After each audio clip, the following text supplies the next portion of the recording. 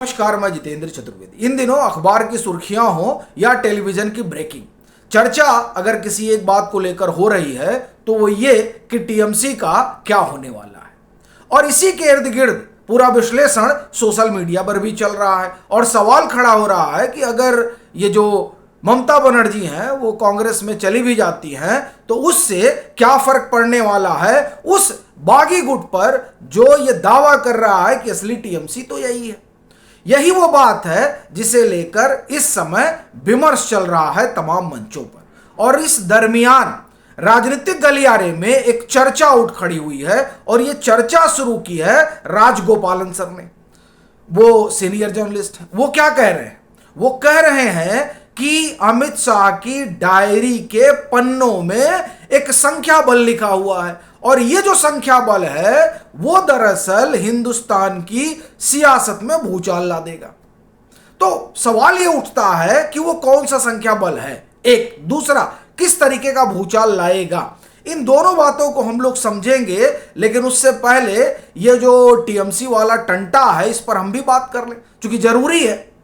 देखिए, कहा जा रहा है कि ओम बिरला साहब से जाकर मिलकर चिट्ठी पत्री देकर यह दावा पेश कर दिया गया है कि हम ही टीएमसी हैं। तो अब ममता बनर्जी के लिए कोई विकल्प बचा नहीं है सिवाय इसके कि वो जाए कोर्ट कचहरी करें, जैसे उद्धव ठाकरे ने कोर्ट कचहरी किया था। तो उस कोर्ट कचहरी का हासिल कुछ होना नहीं है, चूंकि चाहे विधायक हो और चाहे सांसद हो, और सांसद दोनों ही जगह, लोकसभा और राज्यसभा, वो सब एक तरह से कहा जाए कि संख्या बल के लिहाज से सब जो नई टीएमसी है उसी में नजर आ रहे हैं, वो सब ममता बनर्जी का दामन छोड़ चुके हैं। तो इसलिए ये जो नई टीएमसी या हम कहें कि जो कह रही है कि हम ही टीएमसी हैं, उसने ममता बनर्जी को बाहर कर दिया है। अब ममता बनर्जी तय करे कि क्या होने जा रहा। तो ये जो टीएमसी वाला पूरा टंटा है उसका आप कहें कि पटाक्षेप तकरीबन हो चुका है। एक फाइनल बैठक होनी है, उसके बाद में फिर वही कोर्ट कचहरी चलेगा। अब आते हैं दूसरे सवाल पर जो राजगोपालन सर ने दावा किया। अच्छा, वो बात बड़ी कह गए। उन्हें कहा कि उसमें जो संख्या लिखी हुई है वो संख्या बड़ी जबरदस्त है। अब वो संख्या कह रहे हैं 368, जबकि जो विशेष बहुमत है 4 बिल हैं जिसे पास कराना है। 2 पास कराया जाएगा मानसून सेशन में और 2 पास कराया जाएगा इसके बाद, और उसको पास कराने के लिए 362 चाहिए। अच्छा, आओ, अमित शाह की डायरी में 368 लिखा गया है। उनसे पूछा गया कि ये कैसे? बोले ये सब मैं नहीं जानता, बस हम ये जानते हैं कि अमित शाह की डायरी में 368 लिखा हुआ है। इसका मतलब ये हुआ, देखिए, अमित शाह बहुत जबरदस्त स्ट्रेटेजिस्ट भी हैं और पॉलिटिशियन भी हैं, ये बात अब किसी से छिपी नहीं है। वो लोग भी जो अमित शाह को नकारते रहे हैं कम से कम पश्चिम बंगाल के बाद, तो वह भी उनका लोहा मानने लगे हैं कि भाई है तो ये वाकई में चाणक्य भी हैं और सरदार पटेल भी, यहाँ कंबो है ये, चाणक्य एंड सरदार पटेल।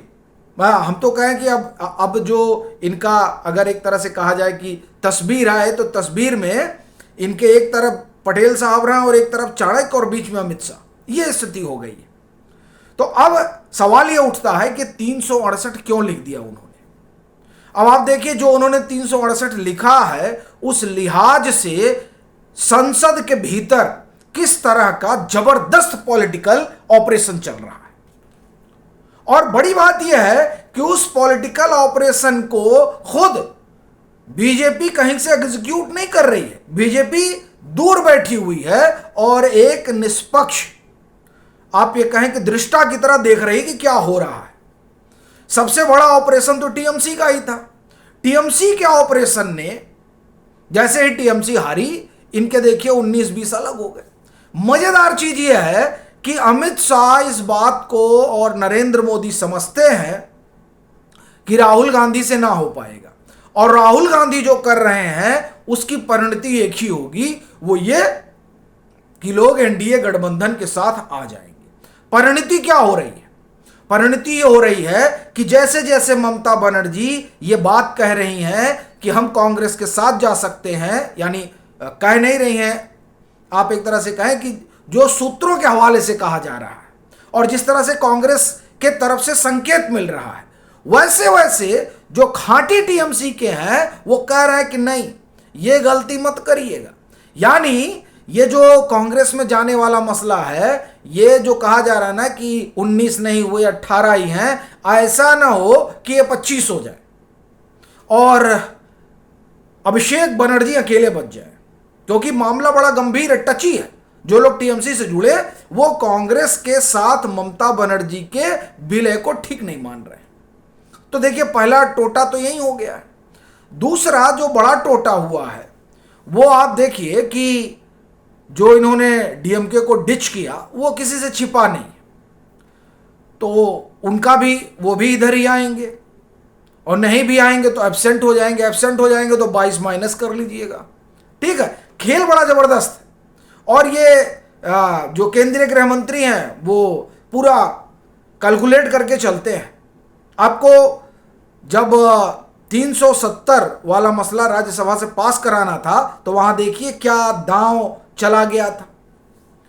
तो जब वो कोई बिल पास कराना चाहते हैं फिर तो आप कुछ नहीं कर सकते। अब 368 का उनको संख्या चाहिए, तो 368 उन्होंने लिख रखा है और उस लिहाज से जो है तमाम चीजें हो रही हैं।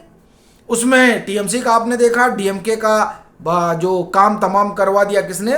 कांग्रेस ने डीएमके को मजबूर कर दिया कि आप जो है वो उधर बैठिए जहां जगन मोहन रेड्डी बैठते हैं, यानी न्यूट्रल हो जाइए, ना कांग्रेस और ना बीजेपी। और जो न्यूट्रल हुआ वो अल्टीमेटली एनडीए के पक्ष में ही जाता है, और अगर पक्ष में नहीं गया तो विपक्ष में भी नहीं जाता है, वो न्यूट्रल होकर बैठा रहता है, यानी बाहर चला जाता है।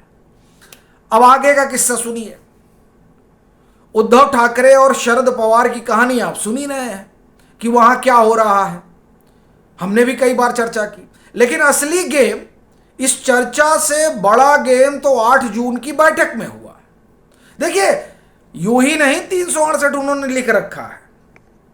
अब उस दिन क्या हुआ देखिए। उस दिन एक तो राजगोपालन सर ने बताया, दूसरा भूपेंद्र चौबे, वो भी बड़े पत्रकार हैं, उन्होंने भी एक कार्यक्रम में यह बात कही। और ये जो बात है वो बता रही है कि राहुल गांधी किस तरीके से डिक्टेट करना चाह रहे हैं। मैं डिक्टेट शब्द का प्रयोग कर रहा हूं, वो विपक्ष को डिक्टेट करना चाह रहे हैं। और जो विपक्ष के राजनीतिक दल हैं वो इस मोड में नहीं है कि हमको राहुल गांधी डिक्टेट करें। ये जान लीजिए आप, बड़ा स्पष्ट है। वहां जिस तरीके से अखिलेश यादव ने राहुल गांधी को आड़े हाथ लिया और कहा कि आप कैसे डीएमके को जाने दिया आपने, और यह सवाल बड़ा गंभीर है। चुनाव आप डीएमके के साथ लड़ते हो और सरकार बनते ही थलपति विजय के साथ भाग जाते हो। इस तरह से पीठ में चूरा भोंकना तो कोई कांग्रेस से सीखे। और उसके बाद में राहुल गांधी चिकनी चुपड़ी बातें करते हैं कि हमारी आपसे क्या दुश्मनी है, वी आर फ्रेंड्स।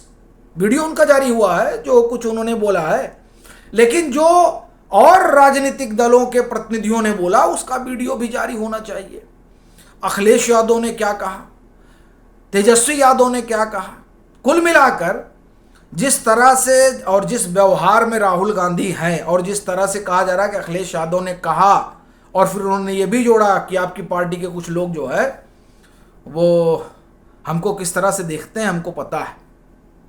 तो इस वजह से माना जा रहा है कि जो डीएमके को लेकर बैटिंग हुई है 8 जून की बैठक में राहुल गांधी के सामने, वो बैटिंग यूं ही नहीं हुई। वो बैटिंग इसलिए हुई है क्योंकि ये जो गृह मंत्री ने 368 लिख रखा है ना, वो जान रहे हैं कि राहुल गांधी जो कर रहे हैं उसकी वजह से सत्यानाशी होना है कांग्रेस का भी और गठबंधन का भी। देख लीजिए मीनाक्षी नटराजन का क्या हुआ, गया उनका, झारखंड में जाना ही है भाई, ये राहुल गांधी के कैंडिडेट है, क्यों कोई राहुल गांधी को बर्दाश्त करेगा, वो चाहे दिग्विजय सिंह हो चाहे कमलनाथ। तो इनका चला गया। और कैलाश विजयवर्गीय को याद करिएगा, उन्होंने कहा था कि हमको इनसाइडर ने सूचना दी। ठीक, उसके बाद में आप चले गए झारखंड में, झारखंड मुक्ति मोर्चा वैसे ही नाराज है, उसके भी 3 सांसद हैं, ख्याल रखिएगा। तो वहां इनके कैंडिडेट को हारना तय माना जा रहा है। पवन खेड़ा को इन्होंने भेजा है कर्नाटक, वहां कहा जा रहा है कि सिद्धरामैया ही खेल कर देंगे। अगर खुश नहीं होंगे तो इनको छोड़ेंगे नहीं, क्योंकि वहां पर बीजेपी ने कुरबा कम्युनिटी से कैंडिडेट दिया है। देवेगौड़ा साहब को कहा कि आप अब छोड़िए और हमको जो है इनको आगे करने दीजिए। देवेगौड़ा साहब ने कहा हाँ एकदम दीजिए, हमें कोई दिक्कत नहीं। तो अब आप देखिए कि राज्यसभा में भी वो सेट कर रहे हैं, लोकसभा में तो राहुल गांधी ही सब सेट कर दे रहे हैं। माने पार्टी में भी लोग नाराज हैं। फिर अभी देखिए इनके जो महाराष्ट्र के प्रदेश अध्यक्ष हैं वो कह रहे हैं कि ना उद्धव ठाकरे को अपने साथ लीजिए, ना शरद पवार को अपने साथ लीजिए, ना ममता बनर्जी को अपने साथ लीजिए, कांग्रेस को अकेले चुनाव लड़ना चाहिए और किसी पार्टी के साथ मर्जर नहीं करना चाहिए। मैं कहना यह चाह रहा हूं कि ये जो 368 लिख रखा है केंद्रीय गृह मंत्री ने अपनी डायरी में, वो बहुत सोच समझ के लिख रखा है। वो जान रहे हैं कि राहुल गांधी जिस ढर्रे पर चल रहे हैं उस ढर्रे पर चलते हुए 368 बीजेपी गठबंधन के लिए मुश्किल टास्क नहीं है। और आपको एक और बड़ी बात बताता हूं कि अखिलेश यादव यूं ही नहीं कह रहे हैं। अखिलेश यादव उन लोगों में शुमार होंगे जो डीएमके के साथ जब इस तरह के क्रूशियल बिल आएंगे तो वॉकआउट कर जाएंगे और नहीं समर्थन कर देंगे। वॉकआउट इसलिए कर जाएंगे, कहा जा रहा है कि जो डीएमके तीसरा मोर्चा बना रहा है उस तीसरे मोर्चे में अखिलेश, तेजस्वी और टीएमसी को भी कहा जा रहा है, लेकिन टीएमसी का देखिए क्या होगा, और ये अरविंद केजरीवाल, ये सब शुमार है। तो ये जो हमने आपको ताना बाना बताया, इस ताने बाने से बड़ा साफ है कि 368 अनायास नहीं लिखा गया है।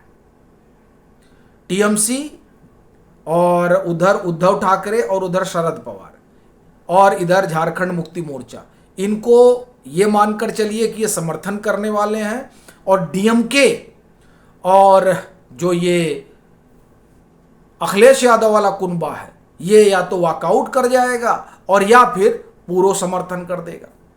तो कुल मिलाकर जो 368 वाला आंकड़ा है वो 368 वाला आंकड़ा कैसे बैठेगा इसका खाका लगता है कि केंद्रीय गृह मंत्री पहले बिठा चुके हैं। बाकी आप लोगों की क्या राय है जरूर साझा करिए।